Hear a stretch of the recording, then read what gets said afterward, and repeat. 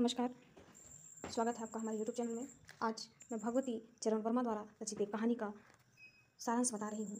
विस्तार रूप से जानने के लिए आप अपने कमेंट बॉक्स में कमेंट जरूर करिएगा। कबरी बिल्ली से परेशान राम की बहू के लिए खाना पीना दुश्वार हो गया था, किंतु कबरी बिल्ली घर भर में किसी से प्रेम करती थी तो वो रामू बहू से। रामू की बहू 2 महीने हुए मायके से ससुराल आई थी। पति की प्यारी सास की दुलारी 14 वर्ष की बालिका को भंडार घर की चाबी सौंप दी गई थी। परिपक्वता के अभाव में वह सावधान नहीं रहती थी। कबरी बिल्ली रामू की बहू की असावधानी का लाभ उठाकर दूध घी मक्खन प्रतिदिन चट कर जाती थी। इस कारण उसे मिलती थी सास की मीठी झिड़कियाँ और पतिदेव को मिलता था रूखा सूखा भोजन। एक दिन रामू के लिए खीर बनाई और कटोरा भरकर उसे एक ऊंचे टाँके पर रखा ताकि कबरी बिल्ली वहाँ तक न पहुँच सके।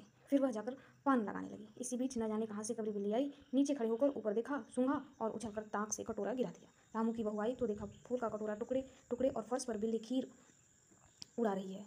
उसे देखकर बिल्ली चंपत हो गई। उसी दिन रामू की बहू कबरी की हत्या करने के लिए कमर कस ली। उस पर खून सवार हो गया। रात भर उसे नींद नहीं आई। सुबह देखती है कि कबरी डेहरी पर बैठी बड़े प्रेम से उसे देख रही है। वह मुस्कुराती हुई उठी। उसे देखकर कबरी बिल्ली सिसक गई और खिसक गई। रामू की बहू एक कटोरा दूध कमरे के दरवाजे पर रखकर चली गई, फिर पाटा लेकर दौड़ी। कबरी दूध पर जुटी हुई थी। उसे पाटा बिल्ली पर फेंका। कबरी एकदम उलट गई। मेहरी दौड़ी आई, अरे राम, बिल्ली तो मर गई। सासू आई, फिर गांव की औरतें, पूरे गांव में बिल्ली की हत्या का खबर फैल गया।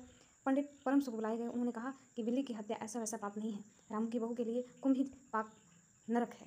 बहुत मिन्नत के बाद पंडित जी ने कहा कि प्रायश्चित के लिए 11 तोला सोना निकालो, मैं उसकी बिल्ली बनवा लाऊं। 2 घंटे में लौटूंगा, तब तक पूजा का प्रबंध करो। और देखो, पूजा के लिए पंडित जी की बात खत्म नहीं हुई थी कि मेहरी हाफती हुई कमरे में घुसी और सबको चौंकाते हुए बोली, माँ जी, बिल्ली तो उठकर भाग गई।